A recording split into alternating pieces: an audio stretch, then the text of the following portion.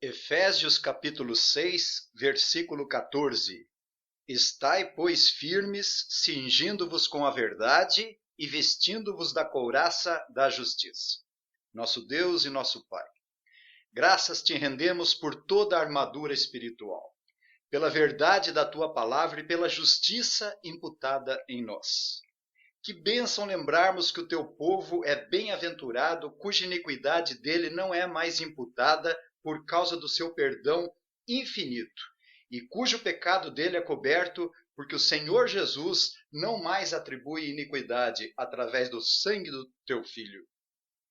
Graças te rendemos pela obra do teu Filho amado, nosso Redentor Jesus Cristo. O Senhor é a nossa força e o nosso cântico, por isso o louvaremos. O Senhor é o Deus dos nossos pais, Abraão, Isaque e Jacó, por isso nós te exaltamos. O Senhor é homem de guerra, abençoe esse trabalho. Em nome e por amor do Senhor Jesus, nós oramos. Amém. Nós vimos na exposição anterior o dever da igreja de vestir toda a armadura de Deus. E Paulo tratou de forma geral, sem entrar nos detalhes dessa armadura.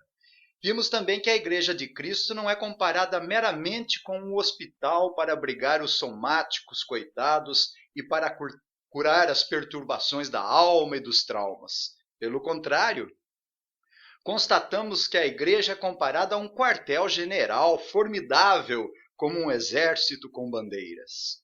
Claro ficou que nesse poderoso aquartelamento governado por Cristo, cujo coronel é Paulo, se tem um excelente hospital. Afinal de contas, sempre saímos amarfanhados e feridos da guerra e até mesmo mortos nessa peleja, entre o cruel dragão vermelho e o Cordeiro de Deus. Não foi assim com os heróis da fé, descrito em Hebreus 11, 35 a 38?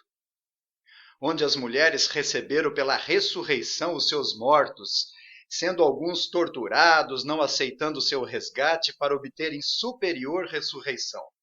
Outros, por sua vez, passaram pela prova de escárnios e açoites, sim, até de algemas e prisões, e foram apedrejados, provados, cerrados pelo meio, mortos a fio da espada, homens dos quais o mundo não era digno, pois não ganhavam nada, senão a cruz, perseguição, censura, ignomínia e morte. Inácio, antes de virar comida de leão, disse: agora eu começo a ser um discípulo do meu mestre. Policarpo respondeu corajosamente na frente do governador romano: 46 anos tenho servido a Cristo e ele nunca me ofendeu em nada. Como poderia eu, então, ultrajar o meu rei? Cranmer, antes de ser queimado, colocou sua mão no fogo e disse: essa mão indigna escreveu contra o evangelho. E tantos outros que foram consumidos pelo fogo. Os valdenses, os albingenses, que foram atirados das rochas até o precipício por serem considerados hereges pela Igreja Romana. Mas isso não significa nada perto da vida eterna. 1 Pedro 1,24, pois toda a carne é como a erva, e toda a sua glória como a flor da erva. Seca-se a erva e cai a sua flor. Todos morrem, mas o pior é o inferno. Ainda que o diabo nos mate, venceremos tudo e permaneceremos inabaláveis, porque o importante é a verdadeira vida eterna. Portanto, esse mundo é o campo de batalha e muitas coisas são o reflexo do que acontece nas regiões celestes. Estamos em guerra enquanto vivermos aqui. E nesse texto, Paulo vai mencionar especificamente os detalhes da armadura de Deus. Na verdade, temos 6 componentes da armadura, pormenorizados aqui no nosso texto. Mas isso não significa que a descrição seja exaustiva, pois existem outros aspectos do ataque e defesa. Paulo apenas destaca as peças mais importantes, que são o cinto da verdade, a couraça da justiça, o calçado da preparação do evangelho, o escudo da fé, o capacete da salvação e a espada do Espírito, que é a palavra de Deus. Vamos considerar as 2 primeiras partes dessa armadura, que são o cinto da verdade e a couraça da justiça. Eu chamo a atenção para a circunstância desse versículo 14 que diz: Estai, pois, firmes, cingindo-os com a verdade e vestindo-vos da couraça da justiça. Essa conjunção grega que significa por essa razão, consequentemente, nos faz sujeitar ao contexto literário onde foi nos dito para sermos fortalecidos no Senhor e na força do seu poder.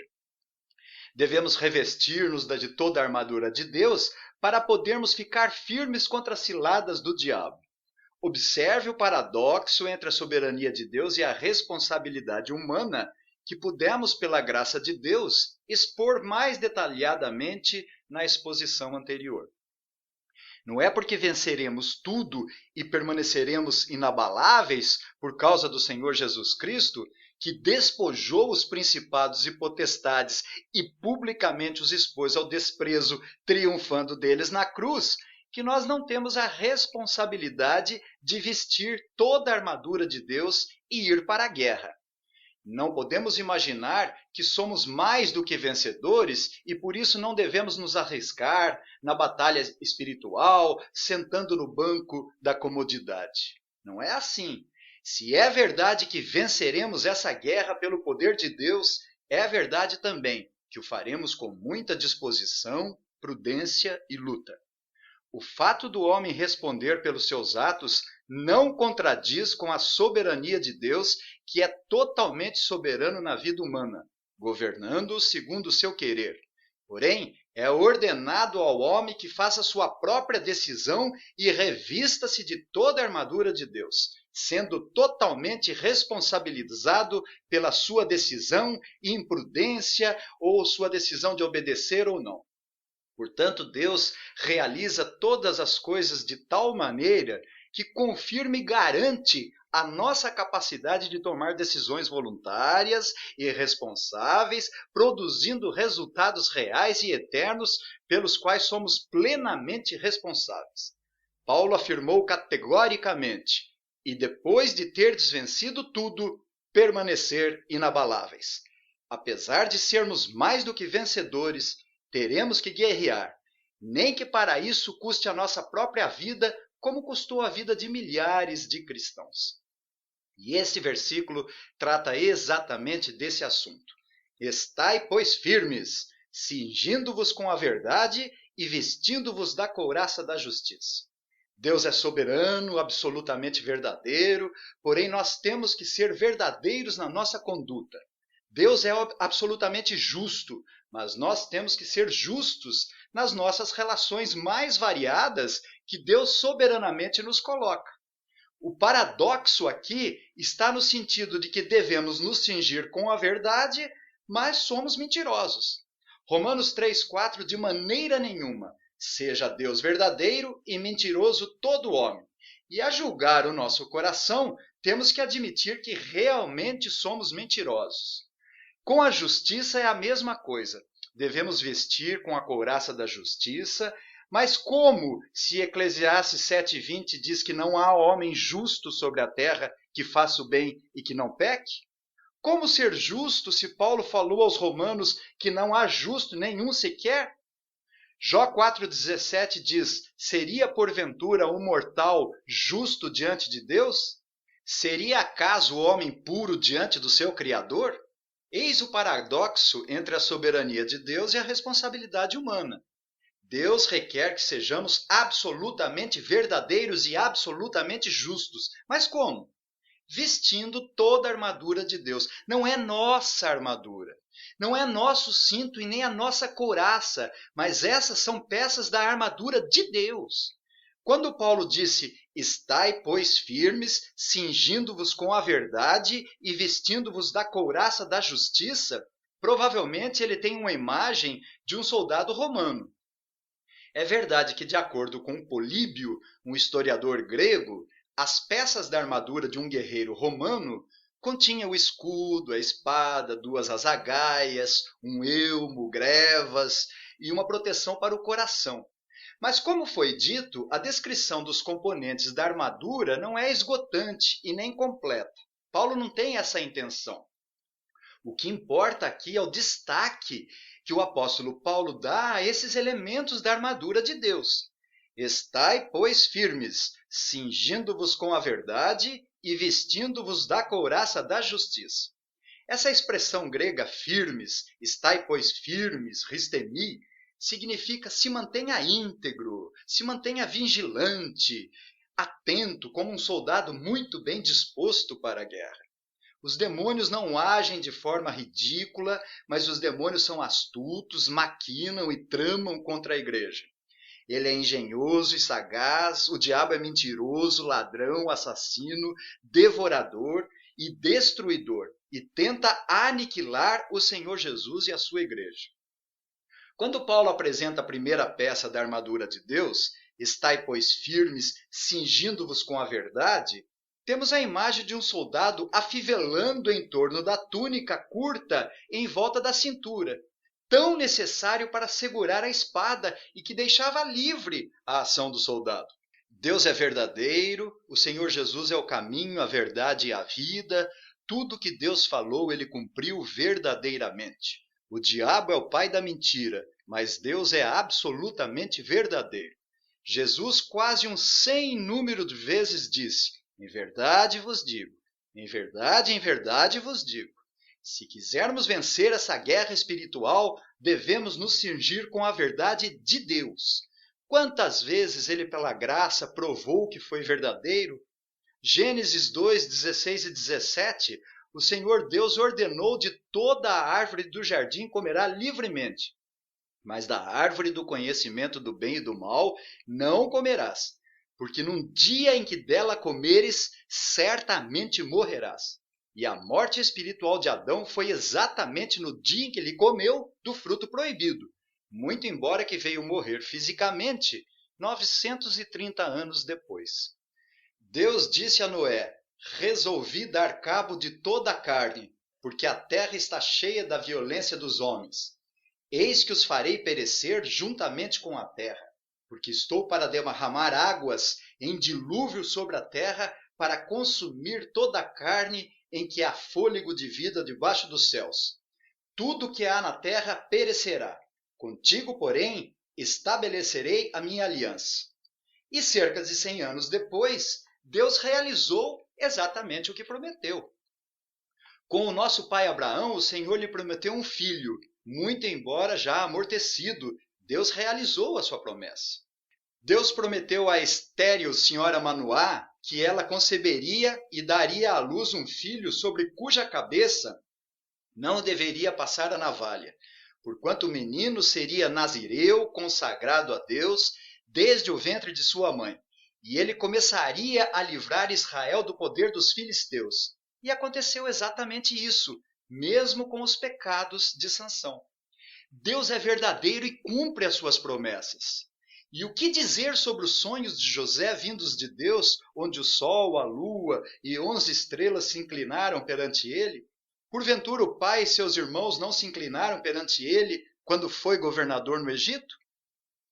E quando José afirmou, ainda preso, ao copeiro que dentro de 3 dias Faraó o reabilitaria e o reintegraria no cargo, mas disse ao padeiro: dentro ainda de 3 dias Faraó te tirará fora a cabeça e te pendurará no madeiro, e as aves te comerão as carnes. Porventura não aconteceu exatamente isso? E os 7 anos de abundância e seca predito por José ao Faraó? Tudo isso porque Deus é verdadeiro. E o que dizer da verdade encarnada no Senhor Jesus? João disse que o Verbo se fez carne e habitou entre nós, e vimos a sua glória como a glória do unigênito do Pai, cheio de graça e de verdade.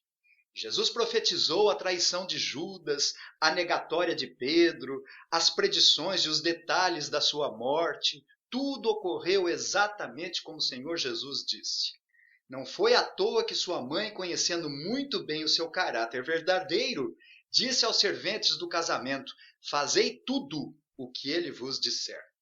Como é confortante saber que Deus é o único Deus vivo e verdadeiro, confiável e fiel em suas palavras. E com relação às suas promessas, ele sempre faz o que promete. E podemos ter plena certeza de que ele jamais será infiel às suas promessas. Números 23, 19, Deus não é homem para que minta, nem filho de homem para que se arrependa. Porventura, tendo ele prometido, não o fará? Ou tendo falado, não o cumprirá? Hebreus 6,18. É impossível que Deus minta. E 2 Samuel 7,28. Agora, pois, ó Senhor Deus, tu mesmo és Deus, e as suas palavras são verdade, e tens prometido a teu servo este bem. Jesus é a própria verdade, por isso suas palavras são a pura verdade. Ele disse ao Pai, a tua palavra é a verdade. Jesus é a própria definição de verdade, e isso é maravilhoso, porque ele é confiável e jamais mentirá para aqueles que nele confiam. Portanto, Deus mesmo é a demarcação da verdade. E quando Paulo ordena que a igreja se cinja com a verdade, significa que não apenas devemos confiar na verdade de Deus, mas sermos verdadeiros nas nossas mais variadas relações que Deus soberanamente nos coloca. Quando começamos a conceber a ideia de que Deus é verdadeiro, cuja vontade é revelada na palavra de Deus, então teremos a compreensão do próprio Deus e afirmaremos com convicção de que toda a verdade é a verdade de Deus. Estamos convivendo com um grande conflito cósmico, nesse mundo que é o campo de batalha, predominado por heresias, mentiras e falta de compromisso com a verdade em razão da vaidade dos seus próprios pensamentos, obscuros de entendimento, alheios à vida de Deus por causa da ignorância em que vive. Todavia, nós, como filho de Deus, devemos imitar o nosso Criador Deus e Pai e tomar muito cuidado para garantir que nossas palavras sejam sempre verdadeiras. Pudemos estudar pela graça de Deus, no capítulo 4, versículo 25, que foi nos dito: por isso, deixando a mentira, fale cada um a verdade com o seu próximo, porque somos membros uns dos outros. Exortação semelhante Paulo fez aos Colossenses, capítulo 3, versículos 9 e 10. Não mintais uns aos outros, uma vez que vos despistes do velho homem com os seus feitos, e vos revestistes do novo homem que se refaz para o pleno conhecimento, segundo a imagem daquele que o criou. E aos Coríntios, na segunda carta, no capítulo 4, versículo 2, pelo contrário, rejeitamos as coisas que por vergonhosas se ocultam, não andando com astúcia, nem adulterando a palavra de Deus. Antes, nos recomendamos a consciência de todo homem na presença de Deus pela manifestação da verdade. Além do mais, como Deus, devemos amar a verdade e odiar a falsidade. Faz parte do decálogo não dar falso testemunho contra o próximo. O Salmo 15:2 diz: o que vive com integridade e pratica a justiça e de coração fala a verdade. Provérbios 13:5: o justo aborrece a palavra de mentira, mas o perverso faz vergonha e se desonra. Devemos vestir o cinturão da verdade, porque os lábios mentirosos são abomináveis ao Senhor, mas os que falam a verdade agradam o Senhor. A mentira traz consequências danosas além do que imaginamos. Portanto, quando falamos a verdade, honramos o Senhor, glorificamos o seu nome e agimos de acordo com o seu caráter santo e verdadeiro. Mas Paulo cita outra peça da armadura de Deus, que é a couraça da justiça. Estai, pois, firmes, cingindo-vos com a verdade e vestindo-vos da couraça da justiça. A couraça era uma peça que cobria quase o corpo todo do soldado, e ia do pescoço até as coxas, envolvendo a frente e as costas, que dava aos guardas grande segurança. Da mesma forma, quando vestimos com a justiça de Cristo, temos grande segurança. O Salmo 32 diz: bem-aventurado aquele cuja iniquidade é perdoada, cujo pecado é coberto. Bem-aventurado o homem a quem o Senhor não atribui iniquidade e em cujo espírito não há dolo. A justiça é perfeita em Cristo Jesus. Somos justificados pela livre graça de Deus, no qual Ele perdoa todos os nossos pecados e nos aceita como justos diante de si, somente por causa da justiça de Cristo, a nós imputada e recebida somente pela fé. Quando é nos atribuída a justiça de Cristo pela fé, somos declarados perfeitamente justos diante de Deus e nenhuma condenação mais haverá para quem vestiu a couraça da justiça. A justiça de Deus é tão maravilhosa que os nossos pecados passados, presentes e futuros, que certamente vamos cometer, sejam eles por pensamento, por palavras ou por obras, são absolvidos. E toda a culpa é perdoada pela riqueza da graça da justiça de Deus. Ainda que pequemos seriamente contra Deus, ainda assim, a riqueza da sua justiça é muito maior para absolver a nossa culpa e perdoar totalmente os nossos pecados. Alguns dizem, mas se Deus é justo, então como ele pode manter a sua retidão, não punindo o pecado do homem e ainda permanecendo justo? Porque ele mesmo amorosamente enviou seu filho nascido de mulher, nascido sob a lei, como sacrifício vicário para suportar o castigo em favor dos seus eleitos. Romanos 3, 25 e 26, a quem Deus propôs no seu sangue como propiciação mediante a fé, para manifestar a sua justiça, por ter Deus na sua tolerância deixado impunes os pecados anteriormente cometidos, tendo em vista a manifestação da sua justiça no tempo presente, para ele mesmo ser justo e o justificador daquele que tem fé em Jesus. Deus o Pai, ao castigar o seu Filho na cruz, provou que foi justo, punindo o pecado do seu Filho e perdoando os pecados do seu povo predestinado. Não existe injustiça da parte de Deus. Deuteronômio 32, 4, eis a rocha, suas obras são perfeitas, porque todos os seus caminhos são juízo. Deus é fidelidade e não há nele injustiça. É justo e reto. Portanto, quando Paulo diz para a igreja vestir com a couraça da justiça, naturalmente ele estava falando da justiça perfeita do Senhor Jesus, que conquistou na cruz do Calvário, através da sua completa obediência e sujeição, a satisfação absoluta de Deus, o Pai. Entretanto, como igreja composta de pessoas justificadas, naturalmente que devemos ser justos nas nossas relações com o próximo, seja nas relações conjugais, familiares, sociais e trabalhistas, de acordo com o contexto que nós estudamos. Várias pessoas na Bíblia foram reconhecidas como justas. Noé, Jó, Simeão, José, Zacarias e sua mulher Isabel tinham um caráter justo.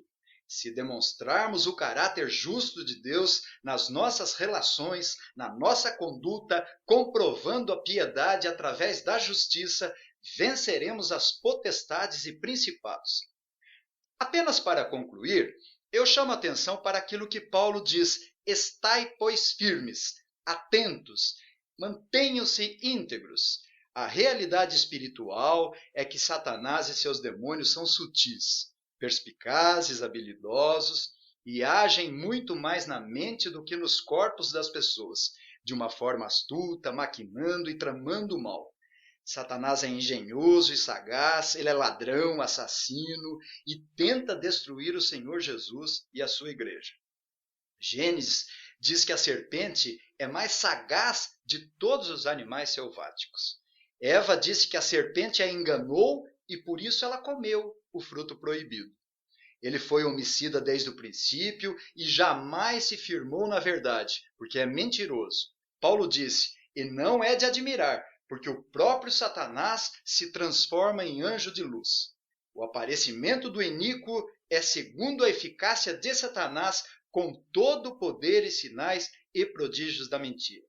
Ele se mascara porque é mentiroso e somente quando estamos firmes, cingindo-nos com a verdade e vestindo-nos da couraça da justiça, é que podemos vencer esse inimigo cruel. Que o Senhor nos abençoe. Amém.